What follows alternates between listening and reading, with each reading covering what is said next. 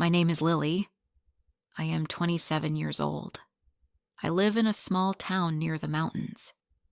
My life is not easy. Every morning I wake up with fear. Every night I cry in silence. I want to leave this life, but I don't know where to go. When I was a little girl, my world was happy. My mother sang to me at night. She cooked warm food and kissed my forehead before bed. My father worked at a bakery. He brought home sweet bread and smiled when he saw me. I had one little brother. His name was Max. He was kind and always followed me everywhere. But when I was 9 years old, everything changed. One morning, my father left home and never came back. We waited for hours, then days, then weeks. My mother cried every night. I was too young to understand. People said my father had run away with another woman. My mother never believed it. She sat at the window every day, waiting. Then, 2 years later, my mother got sick. She became very thin. Her skin turned pale. She stopped smiling. She did not have the strength to cook or clean. I started doing everything. Washing clothes, cooking simple food, taking care of Max. I was only 11, but I felt like a mother. One night, my mother called me to her bed. She took my hand and said, "Lily, you are strong. Take care of your brother. Be brave." That was the last thing she ever said to me. The next morning, she was gone. After that, everything got worse. An uncle came to take care of us. He was my father's brother. His name was Robert. At first, he seemed okay. He brought food. He paid the rent. He told us to go to school. But soon, Robert changed. He started drinking every day. He got angry fast. He shouted at us for small things. If Max dropped a spoon, Robert screamed. If I came home late, he threw things at the wall. One night, he slapped me. I was so scared I couldn't sleep. The next day, he acted like nothing happened. I wanted to run away, but I had no place to go. I was just a child. I didn't know anyone outside my small town. I didn't have money or friends. I stayed for Max. He was only 8. He needed me. Years passed. I learned how to stay quiet. I cooked food before Robert came home. I kept the house clean. I didn't speak unless he asked me something. I learned how to survive. When I turned 16, I met a boy named Alex. He worked at the small store near my school. He had light brown eyes and a soft voice. He always said hello. One day he gave me a candy and said, "You look sad. Are you okay?" I wanted to cry, but I just nodded. Alex started waiting for me outside school. We talked about little things, books, music, dreams. He told me he wanted to travel. He said he hated the town and wanted to see the world. I told him I wanted the same.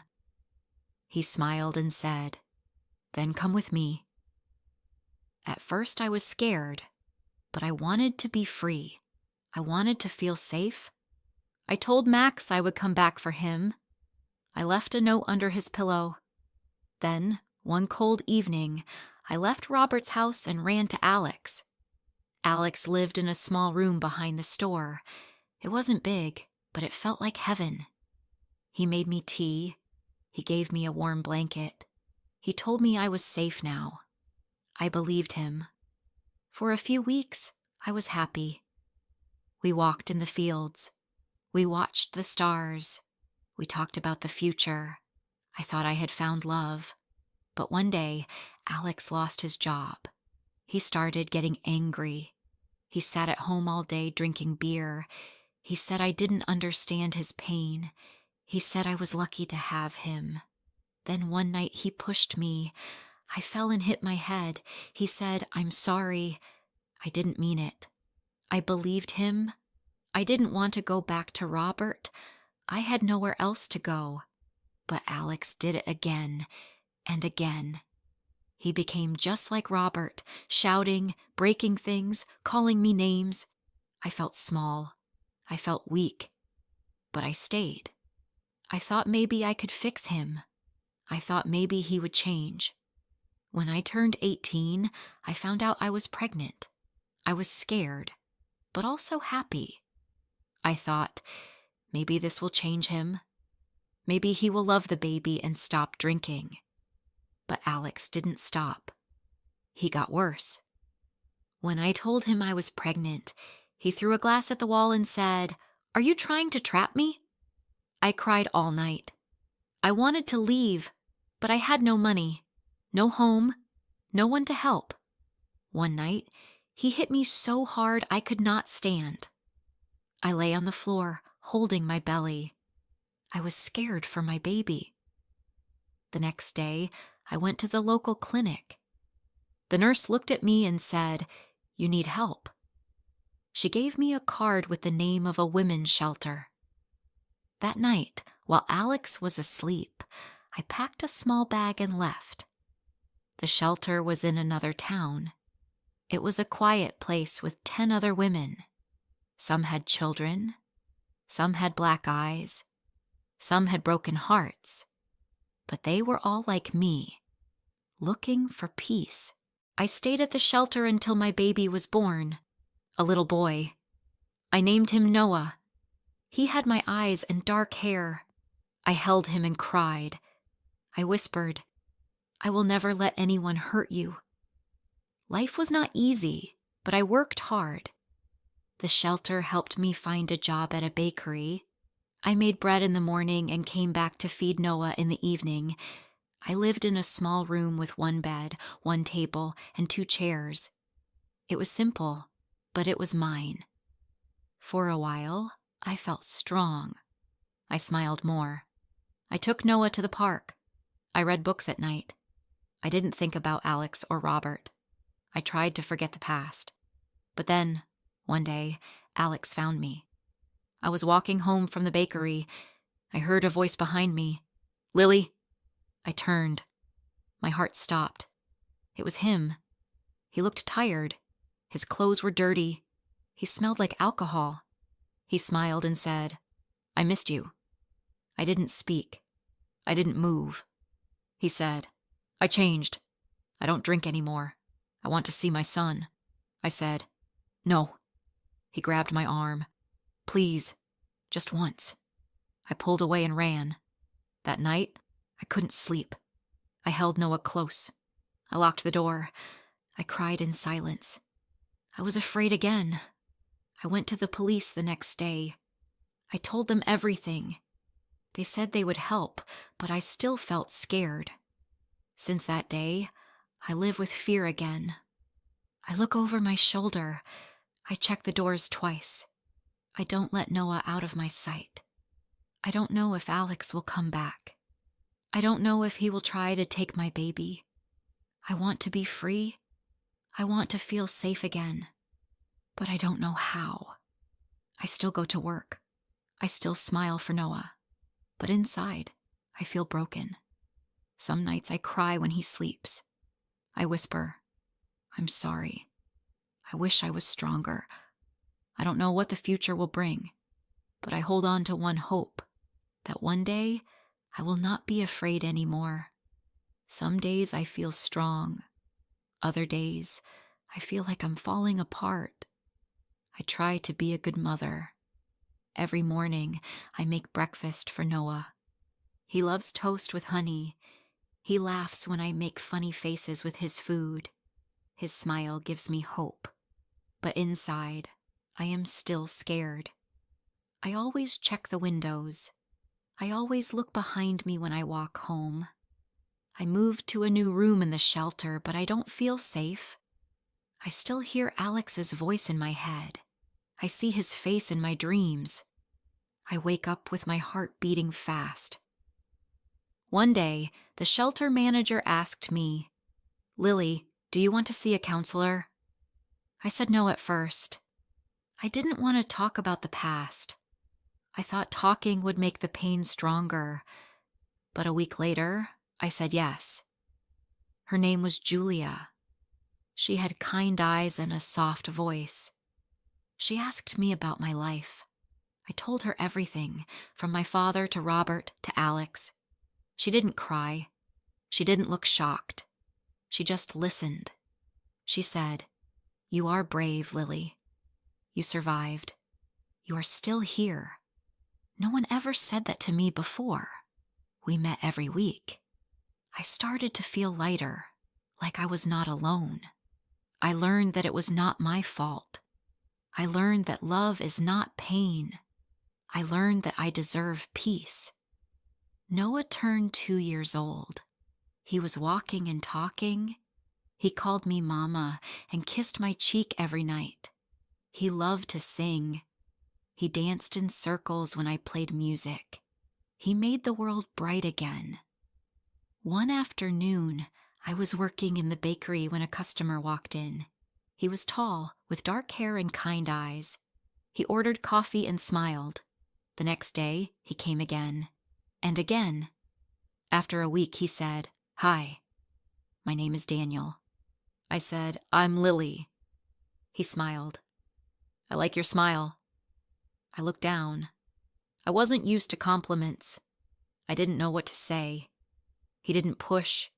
He didn't ask questions. He just came in every day, bought coffee, and talked to me about small things, books, rain, songs on the radio. One day he asked, "Can I walk you home?" I froze. My heart said no.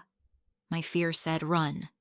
But something deep inside me said, maybe it's okay. I said, "Just to the corner." He walked beside me, not too close, not too far. He said, "You're strong. I don't know your story, but I see it in your eyes." I smiled. "Thank you." For the first time in years, I felt warm. Over time, Daniel became a part of my life. Slowly, carefully. He brought books for Noah. He helped me carry groceries.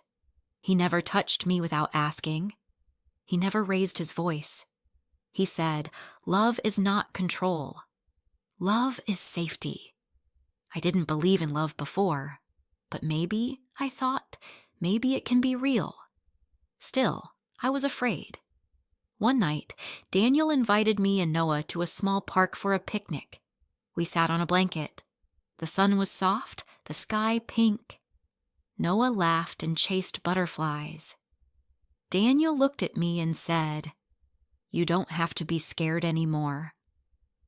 I'm not him. I wanted to believe him. I wanted to trust. But it's hard when your heart has so many scars. That night I had a dream. I saw myself as a little girl holding Max's hand. We were standing in the dark, looking for light. Then I saw Noah smiling, holding a candle. I woke up crying. The next day, I called Max. We hadn't spoken in years. He was now 21 and working in another city. When he answered the phone, I couldn't speak. I just cried. He said, "Lily, is that you?" I said, "I'm sorry. I left you. I should have come back." He said, "You did what you had to do. I missed you." We talked for an hour. He told me he was okay. He forgave me. He said, "I always knew you loved me. You saved me by saving yourself." I hung up and felt peace for the first time in a long time. Weeks passed. Daniel was still kind. Noah was growing fast. I started to feel strong again. Then one day I got a letter. It was from Alex. He wrote, "I'm sorry. I was wrong. I want to see my son." I didn't reply. I showed the letter to the shelter staff. They said they would help me talk to a lawyer. I was afraid again, but I didn't cry. I looked at Noah and said, "I will protect you." I kept the letter in a box. I did not tell Daniel, but Daniel saw my face. He asked, "Are you okay?" I said, "No, but I will be." That night, I looked at myself in the mirror. I saw someone I didn't recognize, not a victim, not a girl who ran away. I saw a woman. The next morning, I spoke to a lawyer. I asked about my rights. I told them everything. They said I could ask for full custody. They said I had a strong case. I felt nervous, but also proud. I told Daniel everything that night. About the letter, about Alex, about my fear. He held my hand and said, "Whatever happens, I'm here." I believed him. 1 month later, I stood in a small courtroom. Alex didn't come. His lawyer did. They asked questions. I answered with a strong voice. I had papers, photos, proof. The judge listened. After 2 hours, the judge said, "Full custody goes to Lily." I cried. Not from sadness, from relief. When I came home, Noah ran to me. I picked him up and said, "We're safe now." That night, I burned the letter. Days turned into months. I moved out of the shelter into a small apartment. It had 2 rooms and a tiny kitchen, but it was ours. I painted the walls yellow. I put flowers by the window. I started to feel like I had a real home. Daniel came to visit often. He never rushed me. He said, "I'll wait until you're ready." One evening, we sat on the porch. Noah was sleeping. The stars were bright. Daniel said, "Lily, I love you.